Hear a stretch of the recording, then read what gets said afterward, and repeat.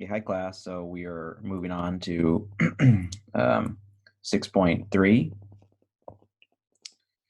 And for 6.3, it's we're going to be talking about how to solve these same setup. We want to solve this second order differential equation with those coefficient functions. There's no restrictions on the coefficient functions. What's different than last time is that now we're going to be allowed to solve it around singular points. So remember, singular point was like where the fancy term was where a function wasn't analytic. It's a little bit more advanced than what we care about. For us, that would typically mean we have domain issues, dividing by 0, stuff like that.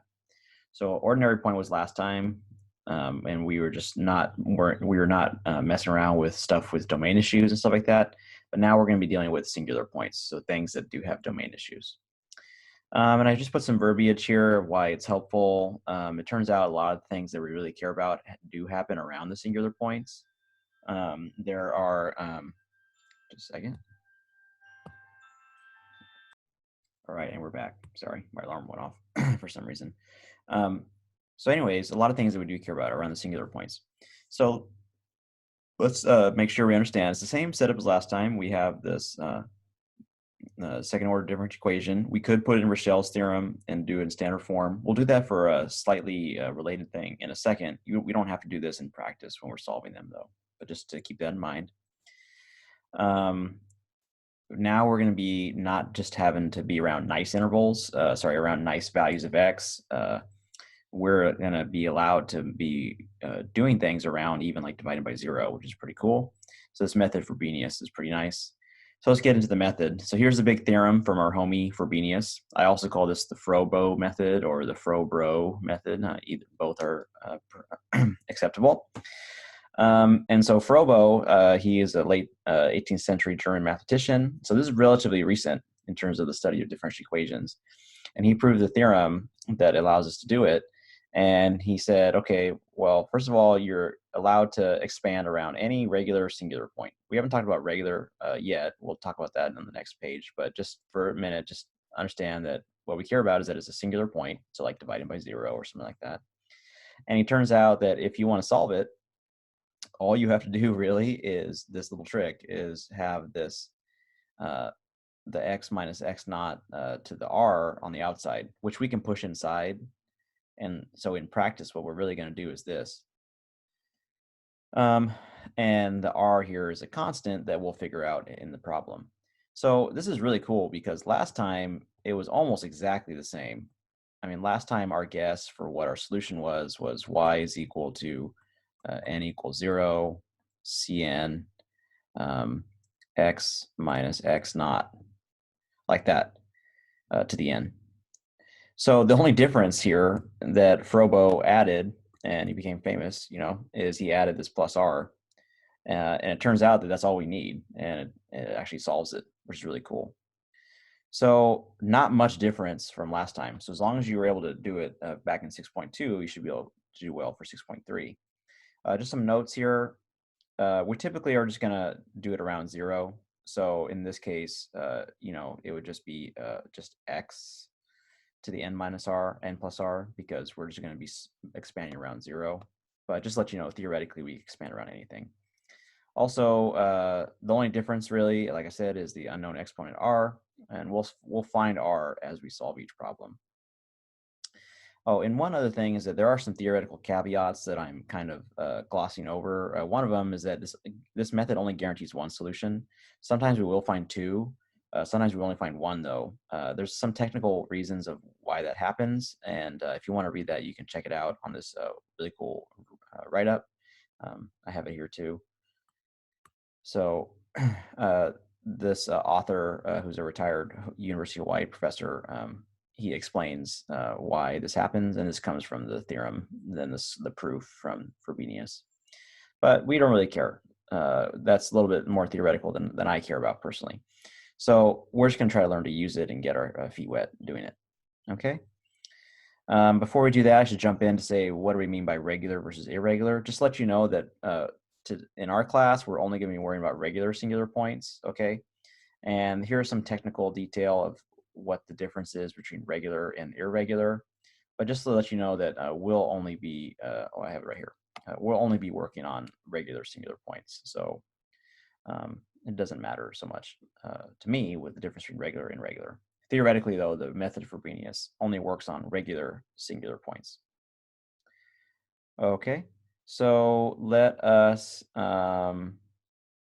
go. Let's go here. So how do you use the method of Frobenius? Well, the first thing is you make your guess. So make your guess like you, so this is the guess we're always going to make. Okay. Again, we're expanding, we're going about x not equals 0. All the problems I assigned are that. It just makes it simpler. But theoretically, if you went around 2, it would just be like x minus 2 in parentheses raised to the n plus r. So anyways, but all the ones I assigned are around x not equals 0. Okay, so you have your guess here for that. This is always going to be our guess, okay? And then obviously, we're in a differential equation problem, so we need to know what y prime is and what y double prime is. So this is always going to be what x prime will be, and this is always going to be what x double prime is. As you notice, it's a little bit different than before. We're still starting at 0 down here. And the only difference is that it's just the power rule. So the power rule said take this power down, n plus r, so that's why it came down here. And the power rule says for the same deal, take this power down and this power as well. Here's y. I'm not sure if I'm going to be able to fit it this right here. Maybe I'll just do the y prime. Let's take a look at y prime. So y here was this, n equals 0, cn x to the n plus r. Let me write out what that looks like. It's going to be c naught x to the r plus c1 x to the r plus 1 plus c2 x to the r plus 2 plus c3 x to the r plus 3 plus yada, yada, yada. We don't know what r is, and so we just kind of keep it there. It is a constant, though, so it doesn't really affect much in taking a derivative. So what would y prime look like? Well, we have to take this derivative, right? So take a derivative of all that stuff, and what would that look like? Well, that would look like this. So the derivative of this first term, c naught x to the r, well, the c naught will still be there because that's a constant, and the r would come down. So it'd be r times c naught x to the r. And what happens to the power? Well, it becomes r minus 1 because the power rule. And remember, r is a constant, so it just goes down by 1. And the next one, what would that be? Well, again, the power would come down. We'd have c1 in front. I guess I can do c1 later. So the power would come down, r plus 1, c1 x to the r plus 1. And then similarly, I had trouble saying that in the last video too. So very alike, it would be this. I was trying to come up with a synonym for similarly. So r plus 2, c2 x to the r plus 2 minus 1 plus yada, yada. Oh, well, I can just say plus 1. Like that. Plus yada, yada, yada. So what's the pattern here? Well, it looks like I still have stuff when n is 0, because if n is 0, then that is here. And then I think this is going to be the n equals 1 term, n equals 2 term. So what would that look like? Well, if I try to come up with the formula, I bet you I'm going to have to still start at 0 because I have stuff when n is 0. And it looks like I have cn here. Looks like I have every time, right? Yep. Okay. Looks like I have an r, I need some space, cn. Looks like I have an r plus n, because this is like a r plus 0 here, r plus 1, r plus 2. So I think it's going to be r plus n, like that, to match what I wrote up there. It's n plus r, same thing. And then on the exponent, it looks like I have, what do I have? I have x to the n, well, I should say x to the r, and then it looks like it's 1 less than the n, so it's n minus 1. So I think it's going to be n plus r minus 1, which just comes from the power rule, and it's still going up to infinity. So slightly different than last time. In 6.2, we took the derivative. It was just going to be n equals 1. That's because the n equals 0 term went away. But for this one, it stays. The n equals 0 term is important. anyways, you don't have to do that every time. We can just take it. We understand that these are what's going to be our guesses. And so that's pretty cool. Okay, and you can refer back to this when you do the problem. All right, and I'm sorry I ran out of room to do the y double prime, but it's the same deal. So that's step one. Step two, okay. Step two is just always this. Sorry, these are always going to be our guesses, so we can jump there. Number three is just plug in those to the DE, just like we always do. It's going to be exactly like we did in 6.2. We're going to get a recurrence relation. We collect like terms, blah, blah, blah. The only difference is that we don't know what R is. And that's going to come for us in the problem. I'll show you how. We'll be able to figure it out. And then there's also going to be a cool shortcut to help us check our work as well, called the indicial equation. And then step four is go far as you need to write out the general solution. Like if you can, try to come up with a C1y1 plus C2y2. Not every problem is going to be guaranteed to have two different solutions. Like I said, the method for Frobenius only guarantees one, but we'll see what happens. And I wrote some caveat here of how, if you only had one, how would you do it? You'd have to do reduction of order on an infinite series. Ooh, but I'm not going to do that. Okay, I think the best way to do it is jump into a problem. So let's jump into a problem. So here is our differential equation. Okay, I'm going to write down this problem. These problems take so long that I need more space. So I actually already made a another sheet here. So I think this is example. Yeah, example one. So let's jump into it. So let's solve it. I already wrote down the guesses and stuff. So this is what our guesses are going to be. And then we'll just jump right in. Okay. So I'm going to plug in. So plug in.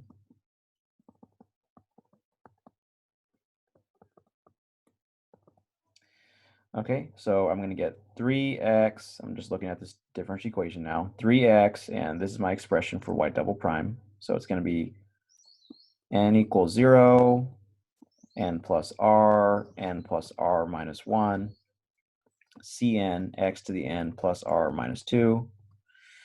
Okay, plus y prime, which is the expressions right here, n equals 0, n plus r, cn x to the n plus r minus 1.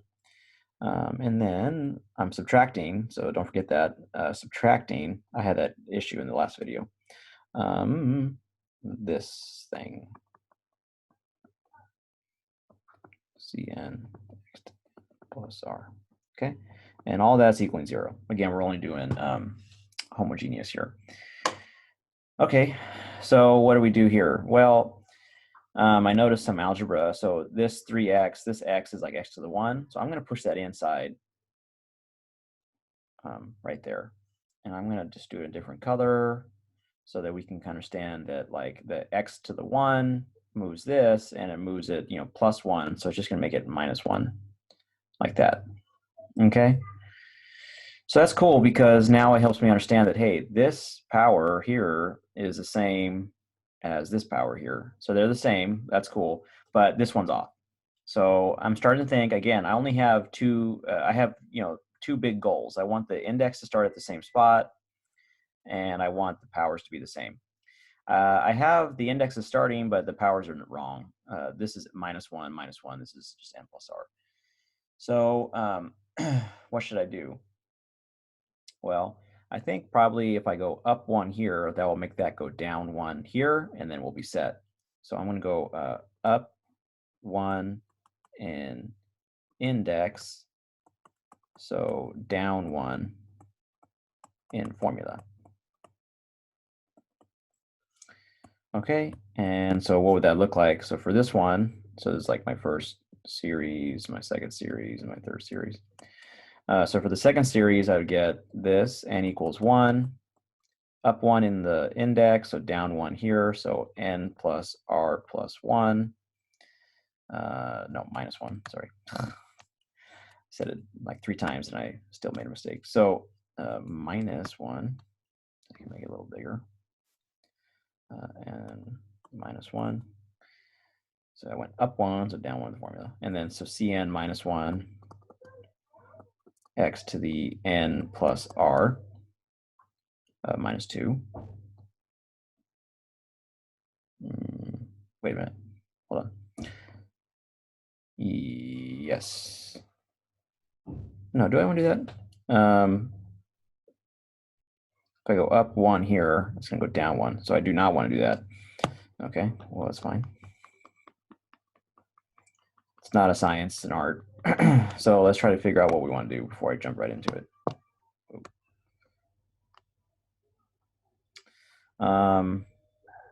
Okay, so I can't go down. I actually want to make this go up 1, right? So if I want to make this formula go up 1, I have to go down 1 in the index. But we don't want to go past 0 in the index because that would be a negative index, and we don't want to do that. So I think we're going to have to instead peel off some terms. Because if I peel off the first term, peel off, let me do it in red. So if I peel off the first term, then we'll be good to go. So peel off n equals 0 term, and peel off n equals 0 term.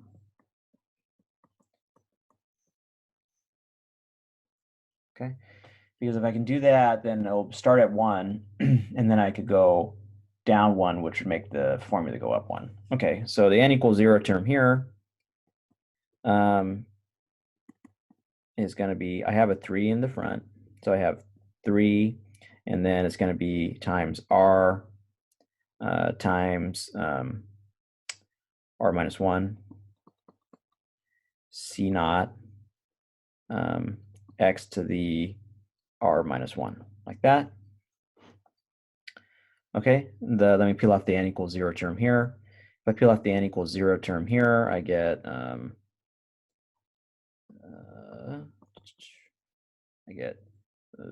r times c naught times x to the r minus 1, like that. Okay, so now what I have here is I have 3 times this series is starting at 1 now, n plus r minus 1, cn x to the n plus r minus 1. And so now for this one, I'm just to let you know what I'm doing. So now I can go down 1 in the index, up 1 in the formula.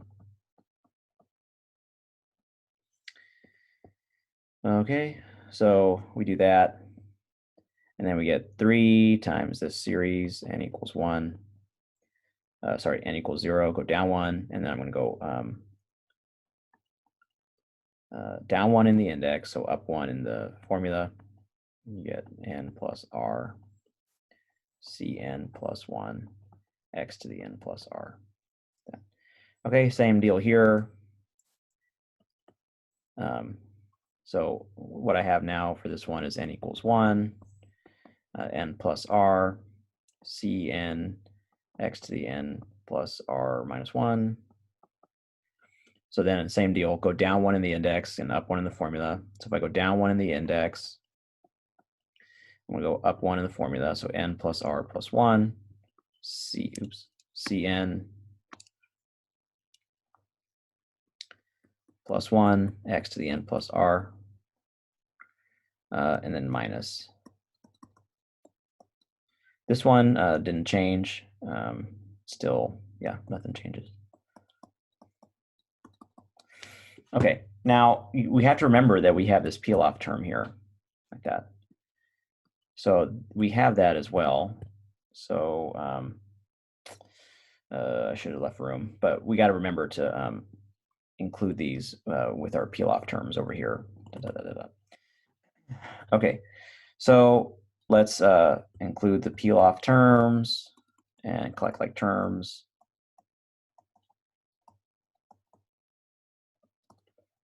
Collect like terms.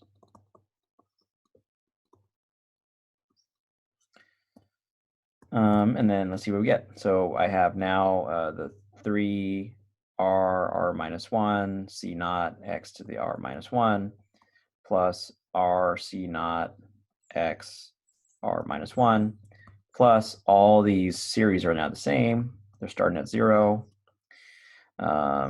And they all have x to the r. So I'm going to do a bunch of stuff. So I get n plus r plus 1, n plus r, cn plus 1, plus n plus r plus 1, just cn plus 1, minus cn, okay? And all that has x to the n plus r, and all that equals 0. Okay, so I combine all these series right here to get that, and these are the peel-off terms right here. All right, so what do we do now? Well, we can notice one thing. I probably could have done it at the very beginning of the problem. You see how they all have an x to the r here, like that? You can actually take all that out. So you have like this entire thing. They all shared an x to the r. And what we'd have left is this series, blah, blah, blah.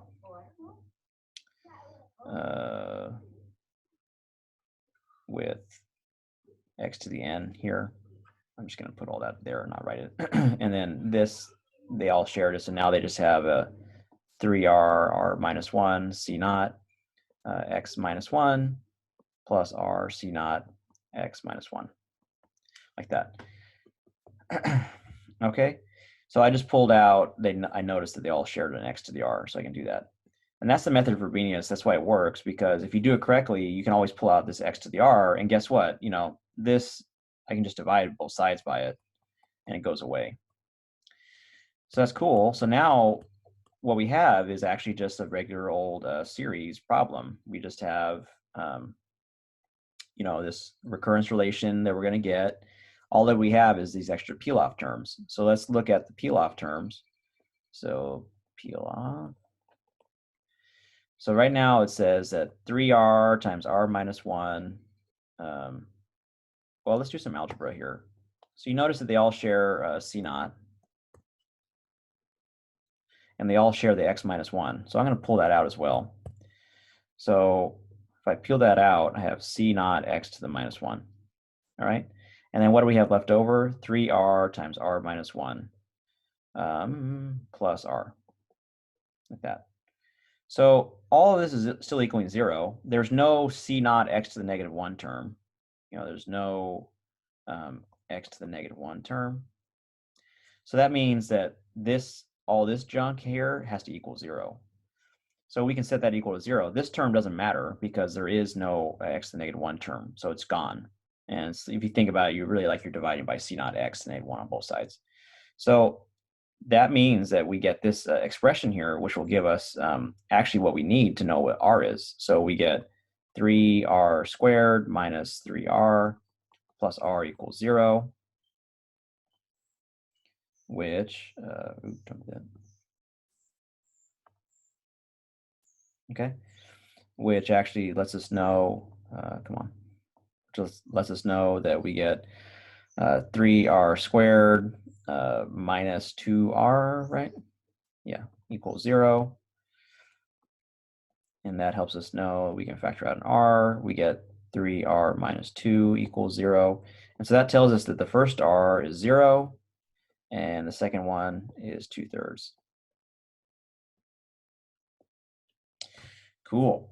So that's cool. So remember I said in these problems, we don't know what r is at the beginning, but in the middle of the problem, we were able to figure out what r is. So we figure out r1 is 0 and r2 is 2/3. Now I'm going to collect that over here. It's important to know what it was. So we now know that r1 is 0 and r2 is 2/3. We'll need that in a second when we work on this. But that's cool. All right, so now the second thing we're going to work on is this recurrence relation right here. So the recurrence relation said, you know, n plus r plus 1 times n plus r cn plus 1 plus n plus r plus 1 cn plus 1, ran out of room, minus cn, like that. So let's work on that recurrence relation over here. So the recurrence relation, I tell you, man, these problems take forever. Take a lot of space, I should say. So the recurrence relation is we have this thing right here. If it's okay, I'm going to do some algebra first to make my life easier, because I noticed that they share the n plus r plus 1. And so if I was trying to simplify that, what would that be? I can factor out the n plus r plus 1. And what do I be left with? I'd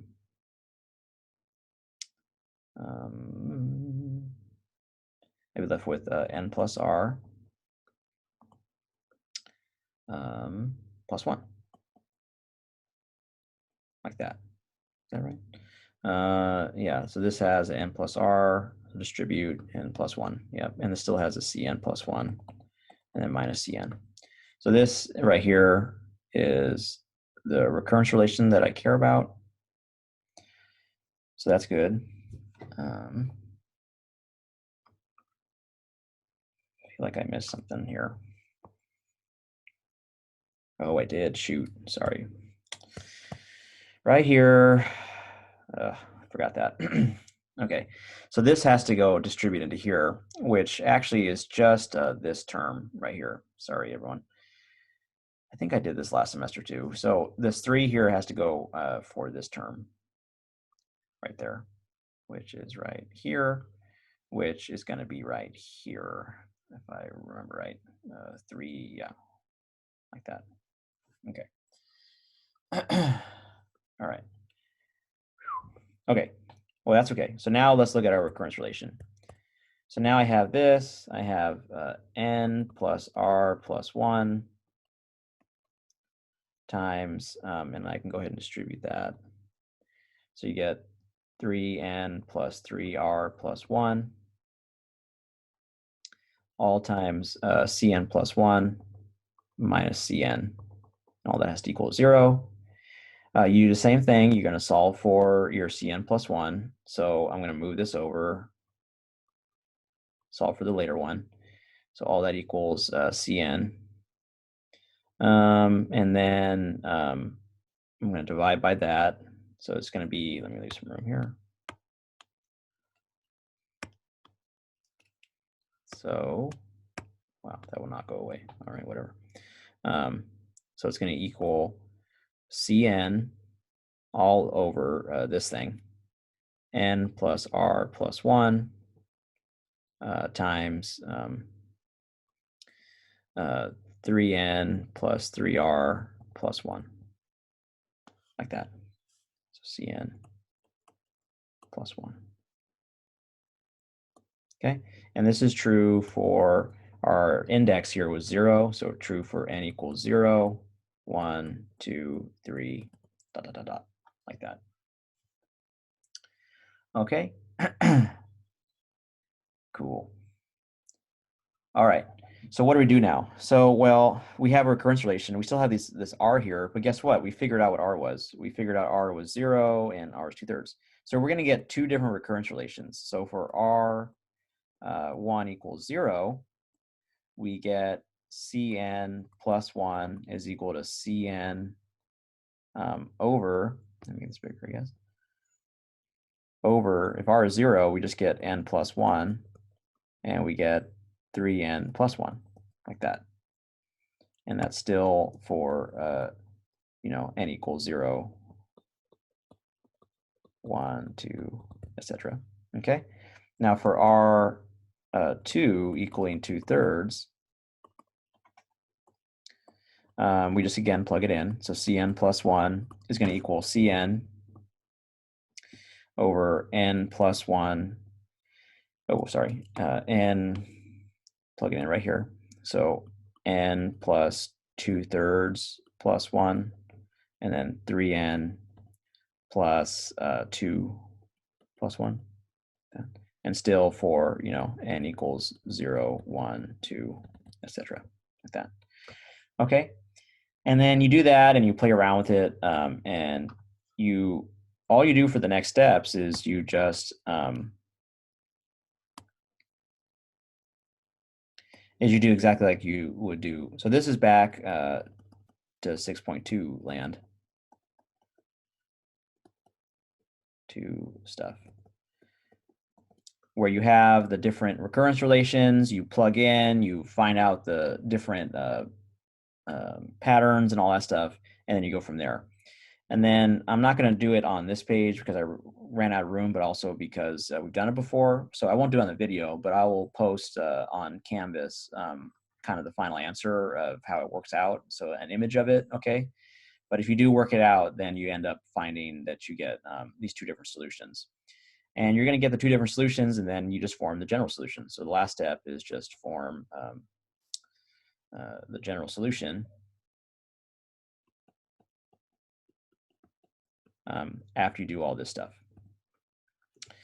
So, and I'm going to do another example, but I'm going to make a second video because this video is already long enough, okay? But just let you know that that's kind of the general setup. Once you have figured out what the R is, and then you figure out the recurrence relation, you just plug in the different R's. And then once you've done that, this is just back to normal. This is back to normal what we did back in 6.2. And then you just kind of do what we did then. But I will post the final answer worked out for this one on Canvas as well, and the notes. And then also I'm going to make another video for another problem. All right, thank you everyone. See you on the next video.